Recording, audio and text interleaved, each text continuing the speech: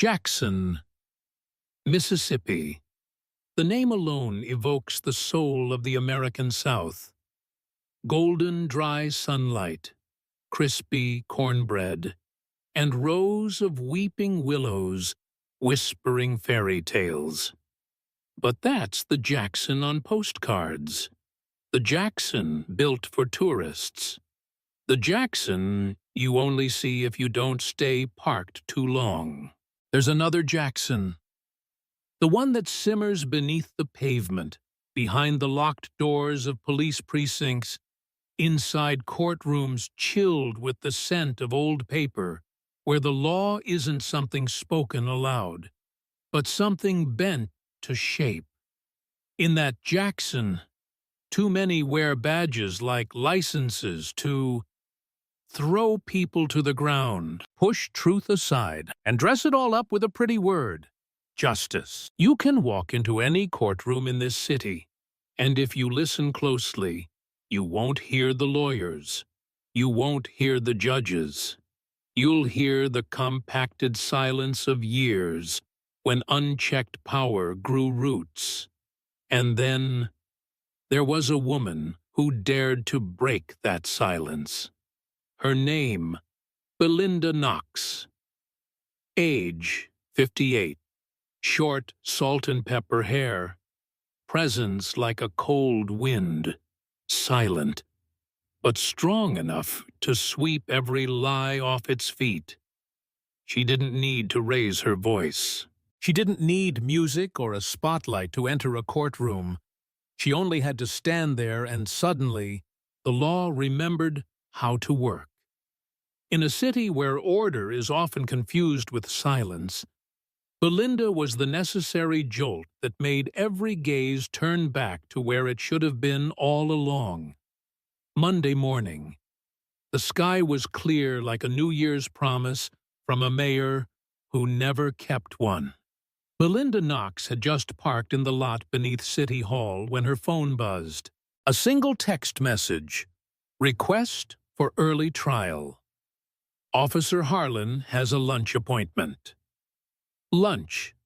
A man who held in his hands the power to detain, file charges, and impose the law on civilians, and the most urgent reason he demanded an early trial was a ham sandwich at noon. Who else but Lieutenant Chad Harlan, the living embodiment of "I know people in the system"? Harlan was a rare breed of officer found only in the most old-school precincts. 14 formal complaints. One incident of handcuffing a neighbor's cat during a theft raid, and still never apologized. And once declared at an internal seminar, "There are no good civilians, just civilians who haven't caused trouble yet." Belinda entered the courtroom without her judge's robe, an old habit.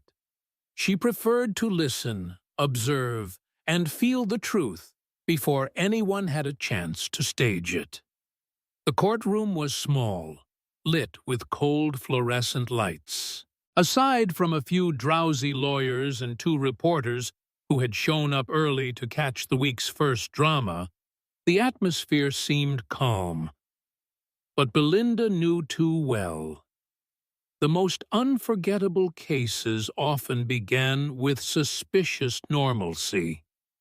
No sooner had she entered, without even saying a word, when a voice cut through the air like a siren with a broken pitch. "Hey you, bring those files over here. I don't have all day."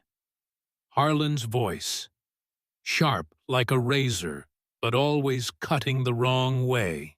Belinda turned toward him. Her eyes didn't flash lightning, they merely widened, as if weighing whether to school him using criminal code or karma. "You might want to take your time, Lieutenant," she replied, her voice steady like the rhythm of a gavel. Harlan frowned. He didn't recognize her. Not because she had changed, but because he'd never bothered to notice anyone not in uniform, not bowing their head, and not calling him sir. Do you know who I am? I am the law in this city. And the moment those words left his mouth, in full view of the entire courtroom, including a high school teacher chaperoning students on a field trip, Harlan raised his hand and slapped. A real slap, not a metaphor, not an argument. A physical, deliberate slap, sharp, exact, and dripping with arrogance.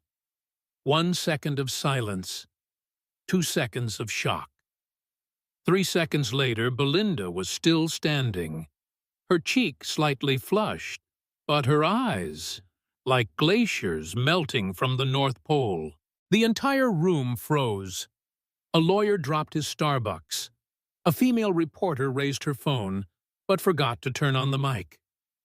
A student whispered, "That lady's done for." Wrong. Because that lady was Judge Belinda Knox. And with a single slow breath, she spoke, voice soft as a feather, yet tight enough to choke any excuse. "Lieutenant Harlan, you just assaulted a sitting judge in a courtroom, in front of 4 cameras and 12 witnesses." Harlan's face shifted from proud pink to the white of a subpoena envelope. His mouth fumbled. I thought you were the clerk." Or Belinda smiled, not a joyful smile, but the kind of smile worn by someone who knows she's walking into a battle, while the other side came without armor. "I've heard that before. Thought I was janitorial staff. Thought I was someone unimportant." But what men like you always forget is that blind arrogance has a natural enemy. It's called reality. And with that, she calmly stepped toward the judge's bench, putting on her robe like she was wrapping herself in the truth. "Lieutenant Chad Harlan, you are now in contempt of court and under investigation for assaulting a senior judicial officer. This court has full video evidence, eyewitnesses, and one very emotionally injured cup of coffee." Less than 3 hours after the incident, a video clip of Harlan slapping a strange woman in a courtroom had spread across Twitter like wildfire during a drought. One small detail sent the internet into a frenzy. Right after the slap, she simply adjusted her collar and stood still like a monument. The hashtag #slapbackjustice shot to the #1 trending spot. A TikTok influencer even recreated the scene, but replaced the judge's robe with a superhero cape. And Harlan? His LinkedIn profile photo was turned into a meme. One caption read, "When you slap the one person who actually has the power to send you to jail on the spot." Meanwhile, as Twitter burned, inside the courthouse, Judge Belinda was far from idle. She called an internal meeting, summoned the judicial inspector, and requested a review of all cases over the past 5 years bearing Harlan's signature. Within just 48 hours, her office resembled an ethics audit center. Except instead of cheating students, they were cross-checking arrest reports, investigation files, and surveillance footage that had never been released. And soon, things started to stink. 7 cases where evidence had mysteriously vanished from official files. 3 assistant district attorneys who regularly worked with Harlan all with the same case management style. Burn fast, clean up quick, bury deep. One of them, ADA Melanie Greer, suddenly filed for leave due to workplace stress. In reality, she was caught removing files from the archives using a recycling bin. And then, the first big name surfaced: retired Chief Judge Harold M. Dorsey. The very man who had awarded Harlan the Honor and Service Medal 3 years ago. The same man who had just flown to Greece for an indefinite wellness sabbatical. Internal Affairs would later describe this as an unintended slap heard round the system, and the media called it the slap that ripped the mask off the entire system. CNN, MSNBC, and the New York Times were all present at City Hall that Thursday morning. And Belinda Knox?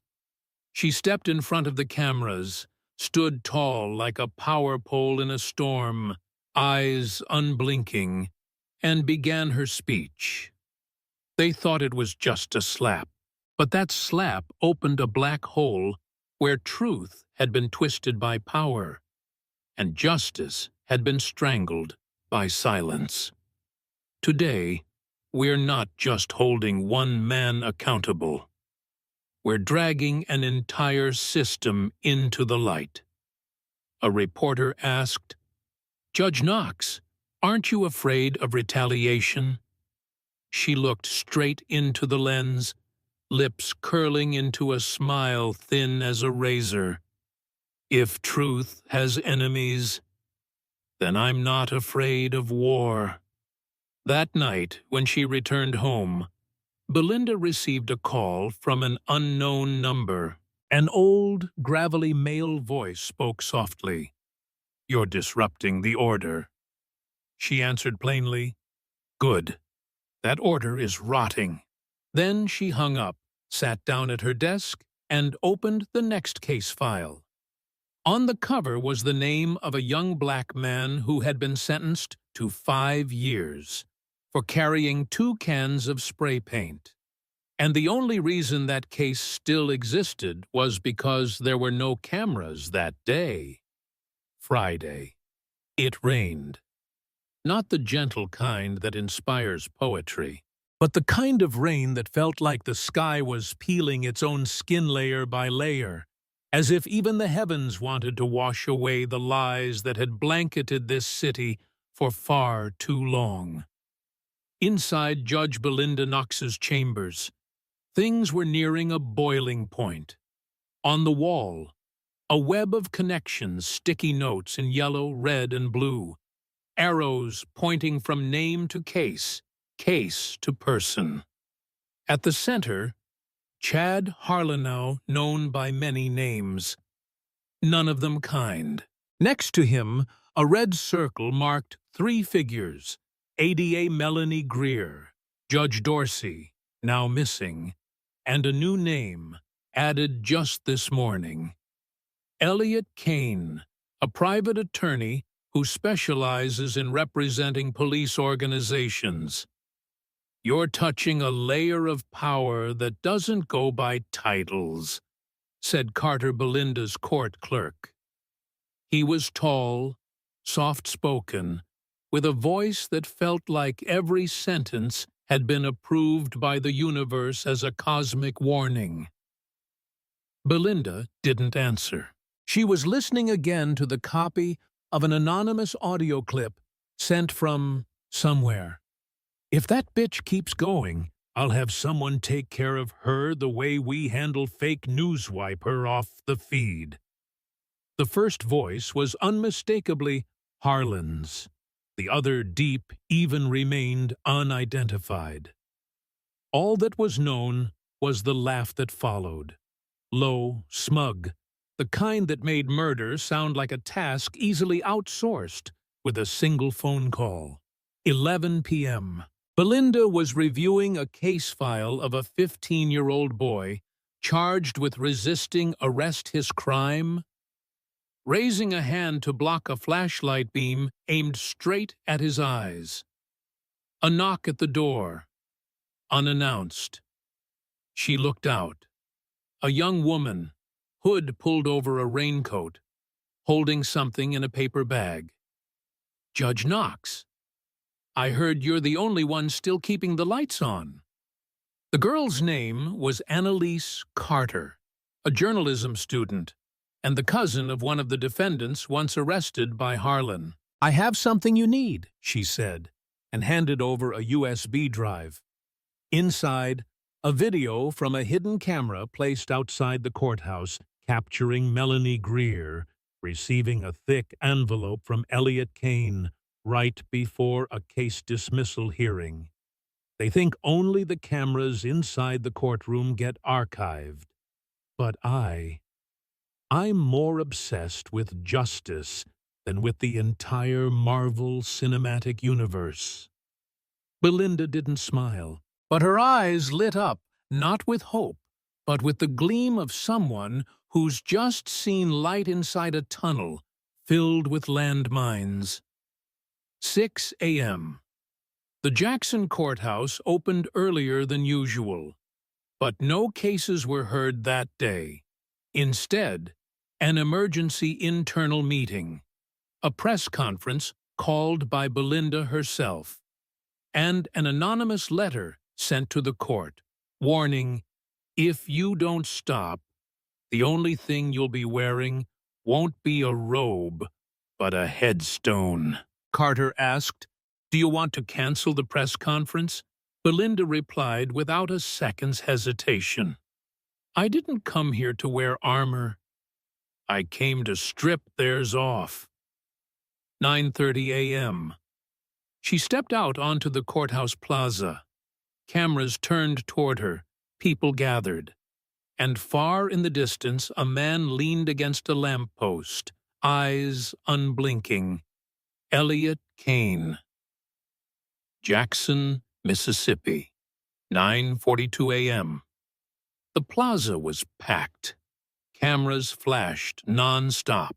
On the marble steps, Judge Belinda Knox stood tall, her black robe fluttering lightly in the breeze, but no one noticed the wind. Because she was about to do what no judge in Jackson had dared do before in front of the public and the press.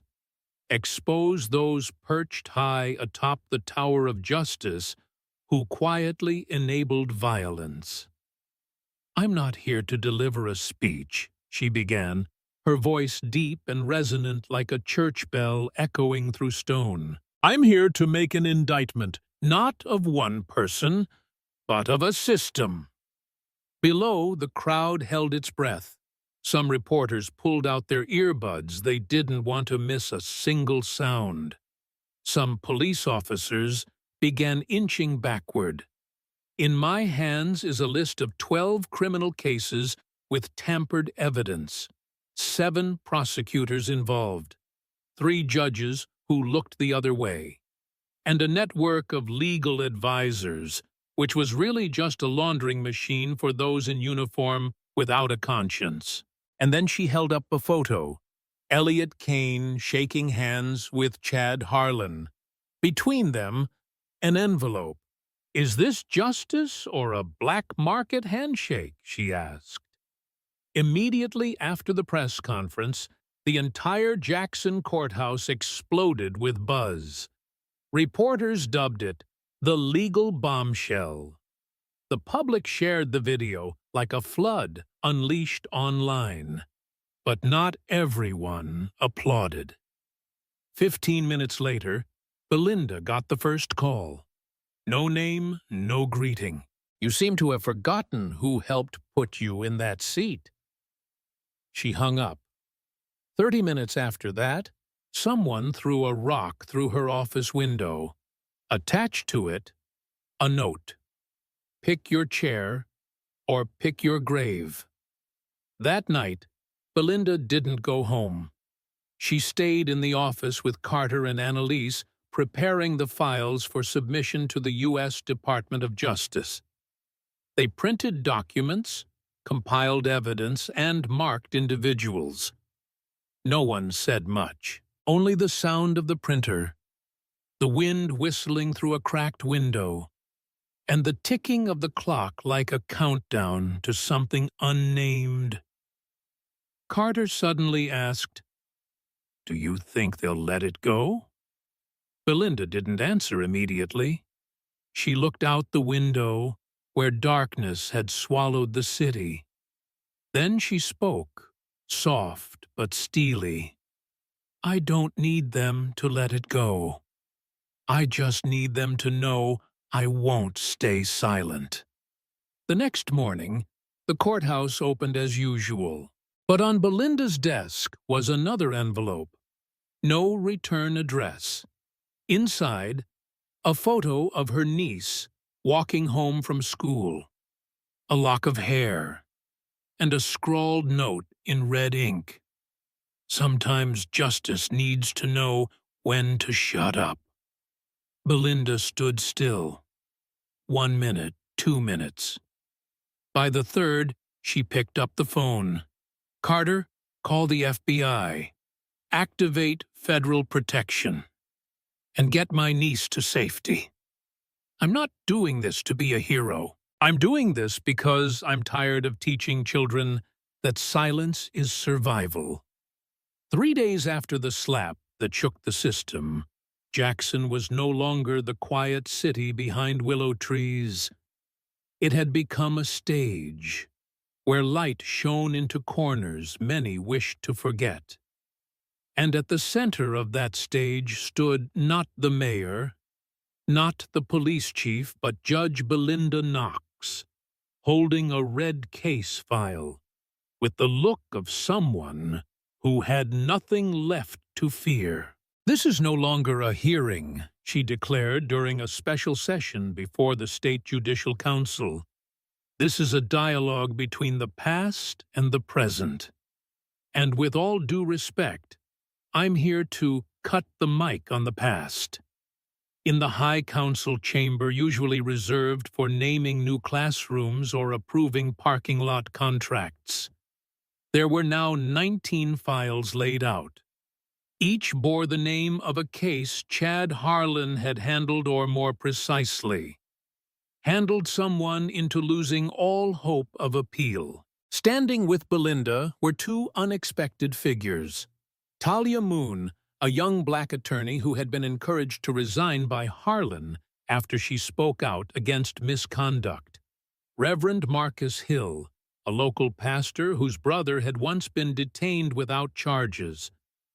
Hours of silence and violence. Belinda looked across the council, then played a recording. This is Chad Harlan's voice. March 12th, 2022. He says, "These folks are poor. No one cares if I go hard on them. Even if they sue, no one's listening." One council member, elderly, white, silver-haired, asked, "Judge Knox, what exactly are you trying to prove?" She didn't blink. "I'm not trying to prove anything. I'm trying to leave you with no excuse to pretend you didn't know." After the hearing, a letter slipped under Belinda's office door. Inside was a printed, unpublished article, an attack piece on her personal reputation, alleging past bias, destruction of evidence, and discrimination against police officers. At the end of the letter, a handwritten line, "Step down or we release it all." Carter, the longtime assistant, picked up the printout, his voice trembling. "We should maybe consider at least staying quiet until this wave passes." Belinda simply picked up another sheet, a request for federal oversight of all court records in Jackson over the past 15 years. She signed it. The ink was still wet, her voice steady. "I wasn't hired to stay quiet. I was entrusted to do what's right. And if doing what's right costs me my reputation, then that reputation was never worth keeping." 3 days after the courtroom shockwave, every corner of Jackson felt like a rug had been yanked up tidy on top, but underneath, dust, decay, and the skeletons of secrets. The Mississippi State Office of Judicial Review received a 47-page petition, hand-delivered by Belinda Knox, accompanied by a USB drive containing the now viral footage of the slap. The Jackson police chief called her. "Belinda, You're shaking the whole damn system. She replied plainly, I know, and I haven't even hit full force yet. Within 24 hours, 7 names were aired out like clearance items at a holiday sale. 2 prosecutors who refused to press charges against Harlan despite clear evidence. 1 police chief who accidentally lost original case files before retiring suddenly. 1 forensic technician accused of altering reports, and Chad Harlan himself, now demoted from industry icon to the most infamous defendant in the state. The media called it the knockout docket. At a special press conference on the courthouse steps, Belinda wore a deep purple blazer, holding a case file as thick as a law textbook. Standing beside her was Carter, the quiet but loyal black assistant, and a new figure, Joanna Pierce, an agent from the Independent Commission for Judicial Oversight. A young woman with cropped blonde hair and eyes like a microscope. Joanna took the mic. We've reviewed 48 cases tied to Harlan. 21 show signs of interference. 7 include coerced testimony. And in at least 3, original evidence has vanished like magic. A reporter asked, Ma'am, is this a personal vendetta on Judge Knox's part? Belinda didn't look away. She stared straight into the camera. This is not revenge. This is rebalancing. When the scales of justice lean toward the powerful for too long, what we're doing isn't outrage. It's the natural response of conscience. Later that afternoon, while checking her official mailbox, Belinda received an unmarked black envelope. Inside was a copy of an old affidavit from a 2015 arrest involving a 14-year-old black boy charged with hostile attitude. Who signed off on the report? Chad Harlan. Defense attorney at the time? None. That teenager? Currently serving a 7-year sentence for repeat offense. Belinda clenched the paper, her hand trembling slightly. They thought I'd be the only one to speak. They forgot. Truth never walks alone.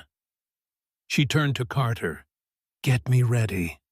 For the next hearing, I'm not showing up just as a witness. I'm showing up to light a torch. Monday morning. Rain fell like Jackson was trying to baptize itself. The city courthouse was more crowded than ever. Reporters crammed onto every step, and the police stood taut as violin strings tense, guarding a system they no longer fully believed in themselves. Inside the largest courtroom, every seat was taken, and the halls were packed with people standing. The defendant, Chad Harlan. Charges: assaulting a judge, obstruction of justice, falsifying evidence, and a list so long the clerk had to load extra paper into the printer. Star witness, Belinda Knox, the same woman who had been slapped in the face just a week earlier, and who had returned today to slap the system back with the truth. Belinda took the witness stand. No judicial robe. Just a woman holding a file, eyes unblinking. Harlan's defense attorney, a slick-haired man who seemed to think hair gel could cover guilt, attempted a smile. Ms. Knox, do you feel you might be too emotionally involved to remain objective? Belinda didn't respond right away. She looked around the courtroom. Then she looked straight at the jury, a middle-aged black woman, a young white male student, and an elderly veteran. And then she said, I didn't come here to cry. I came here to stare rot in the face and call it by name before it wears a badge again. Belinda opened her document bag. A thick stack of papers, meticulously marked and organized as if every sleepless night had been printed and stapled. Evidence tampering in 5 arrests. Emails from an ADA granting Harlan flexibility in processing. Raw footage buried on a hard drive. Recovered by federal agent Joanna Pierce, now sitting in the front row. The courtroom fell silent. Wax museum silent. "Every page in my hand," Belinda said, "represents someone who was beaten, set up, or coerced into silence, because this system believed that if you were poor and black, the only thing you could do was bow your head." Harlan sat at the defense table, sweating, yet still smirking. He called out, "You're turning a personal issue into political theater. This is a courtroom, not a stage." Belinda gave a faint smirk. "You're right. But if a courtroom can't tell the difference between justice and a power performance, then maybe it's time we tore the stage down and rebuilt it from the ground up." Just then, a surprise witness was called Malik James, 27, a man once arrested by Harlan for looking the wrong way. Malik stepped up, hands trembling, but his eyes burned bright. "I used to think I was worthless because when he smashed my head on a car hood, no one asked why. They just said, 'If you didn't do anything wrong, why are you afraid of the police?' But now I stand here, seeing a woman who was once the highest judge in this city, also beaten, also disrespected. And I know it wasn't me who was wrong. It was them, because they're used to never being stopped." As Malik stepped down from the stand, many in the room had tears in their eyes. Not from pity, but because, for the first time, they saw a fracture form in the foundation. The presiding judge announced the trial would continue the next day with a chilling note. "This proceeding will not stop at Chad Harlan.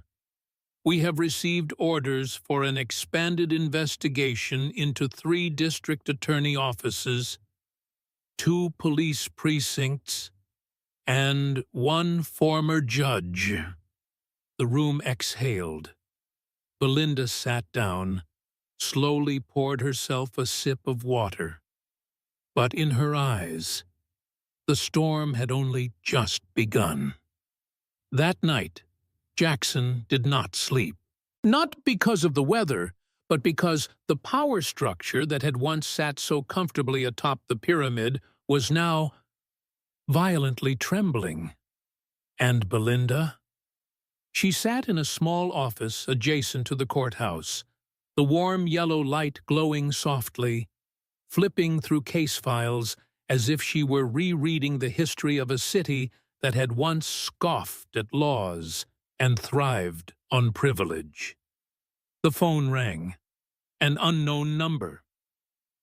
"Miss Knox?" A man's voice, middle-aged. Calm, not harsh, just used to being obeyed. "I'm calling on behalf of a group concerned about Jackson's reputation." Belinda smiled slightly. "You mean concerned about Jackson's secrets?" The voice remained steady. "You've done enough. Harlan will go to jail. The press has their story. Don't take it any further." She replied, without a change in tone, "If you knew me, you'd know I haven't even started." The next morning, Belinda arrived at her office to find a sealed envelope placed on her desk. No stamp, no signature. Inside were a photo of her daughter pushing a stroller in the park, a scrawled message, "Those who know too much should learn to be quiet." The entire room felt like it froze. Carter, Belinda's longtime aide, immediately locked the door. He pulled out his phone and dialed federal authorities. "We're not just dealing with an assault case anymore. We've kicked a hornet's nest, wearing tailored suits."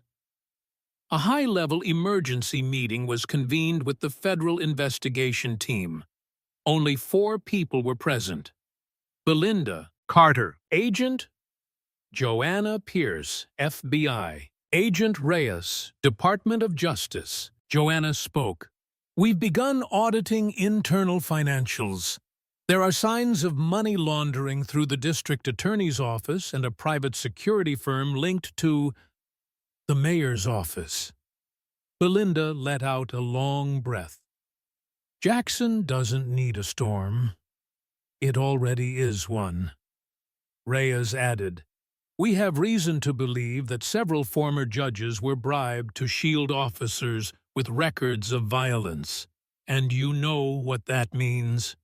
Belinda nodded, her voice low but firm. I'm not prosecuting a man. I'm dissecting a system. That night, Belinda wrote, not a verdict, a list. A list of those who looked the other way. Names printed on case files that claimed insufficient evidence, while the victims bore wounds that would never fully heal. There was even a judge Belinda once admired, a prosecutor who once invited her to lunch, smiled warmly, now revealed to be the one who folded complaints like table linens. Belinda didn't cry. She just wrote as if not writing would allow the truth to die. The next morning, Belinda handed the list to Pierce.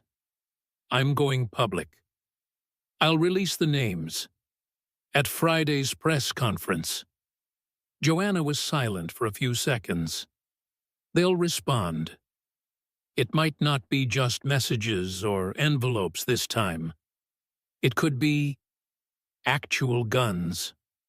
Belinda looked out the window, where the neoclassical courthouse now resembled a crumbling monument to a system under strain. I know, but if I'm too afraid to speak, then who will? Jackson, Mississippi. 10:37 p.m. A city pretending to sleep. But in the darkness, a black SUV rolled silently through the streets. Dim headlights, tinted windows. No one smiled. No one spoke. Only men calculating one last task. Silence Belinda Knox. Belinda had just ended a call with Agent Pierce when the doorbell rang. Not a soft knock. Not a long press. Just 3 sharp beeps, cold, clear, no explanation needed. She opened the door. No surprise when she saw a man in a gray suit, holding an envelope. He looked like a lawyer, but smelled very much like political mafia. Ms. Knox, I'm here to offer an option. Belinda crossed her arms. If it starts with if, I'm not interested. He didn't smile. It's not for you. It's for your daughter. For your 3-year-old granddaughter, Layla. The room froze as if all the air had been sucked out. He placed the envelope on the table. Inside, you'll find every unpaid debt tied to your daughter, the location of Layla's preschool, a few compromising images of someone who once donated to your justice campaign. He stared at her like he was counting the veins in her neck. We don't need you to lie. Just slow down. Cancel the press conference. Take a leave for health reasons. And then disappear. Belinda picked up the envelope. Her hand did not tremble. You know, she said, people always assume women like me are afraid of losing family. Her voice dropped, each word heavier than air. But what I'm really afraid of is this, that Layla will grow up in a city where truth always loses. Then she threw the envelope into the fireplace. The fire caught quickly. The paper crackled, burning like the threats themselves falling apart, piece by piece. You can leave now, she said. And do send word to whoever's pulling the strings behind you. I will be standing at the press podium at 10 a.m. tomorrow. If they want to stop me, they better bring guns or a national apology. Nothing less will do.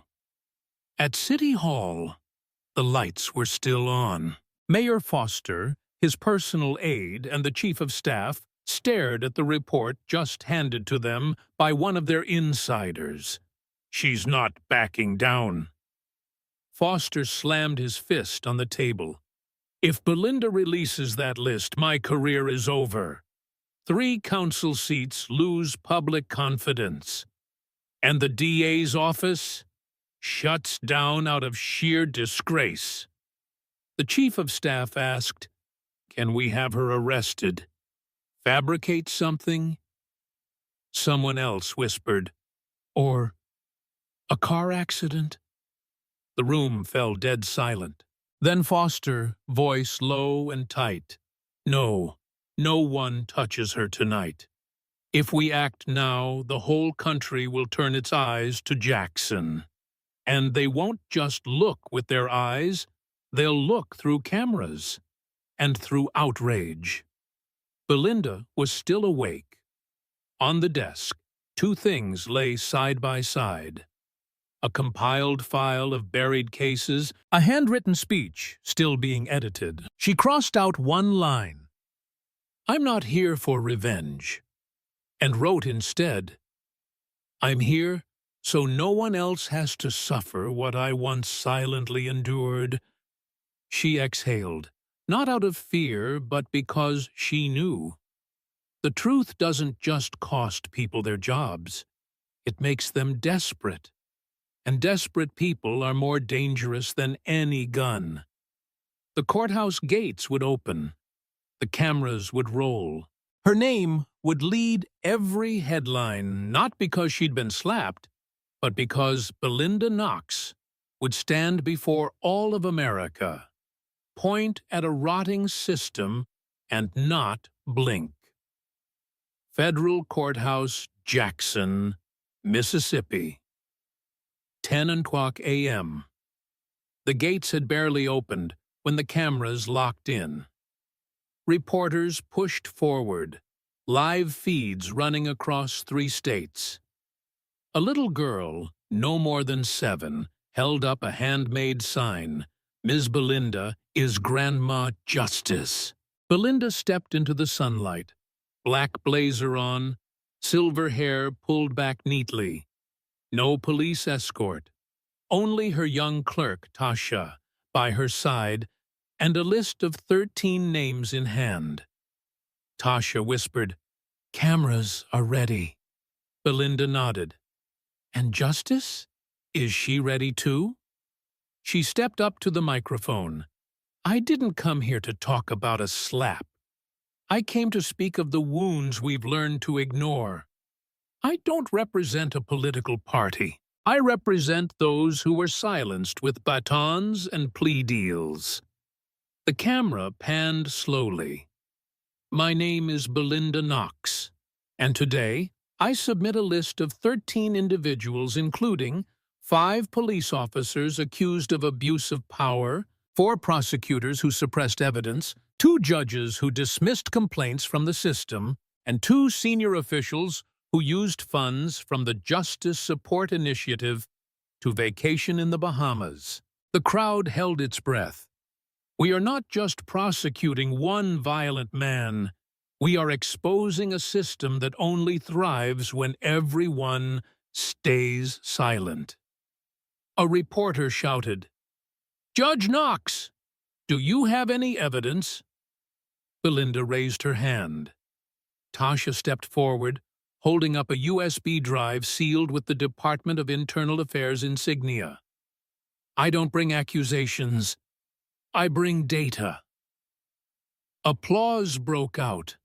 An old man standing beside a CNN reporter whispered, This will shake the entire state."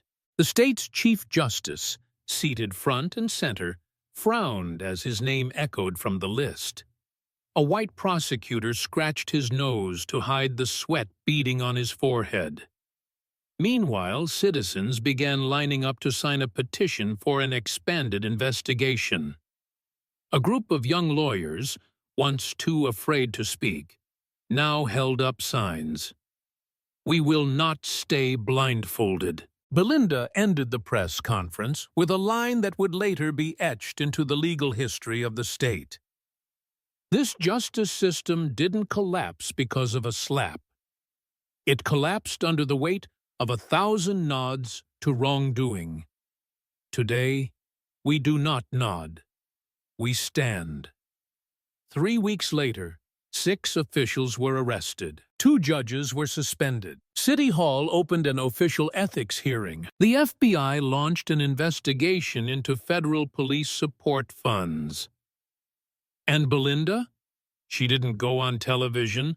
She gave no interviews. She went home, sat with her granddaughter Layla, drank sweet iced tea, and told stories about a time when justice was a luxury. Layla asked, "Grandma, does justice wear a robe?" Belinda smiled. "No, sweetheart, but it wears a crown and knows how to clap back with the truth, with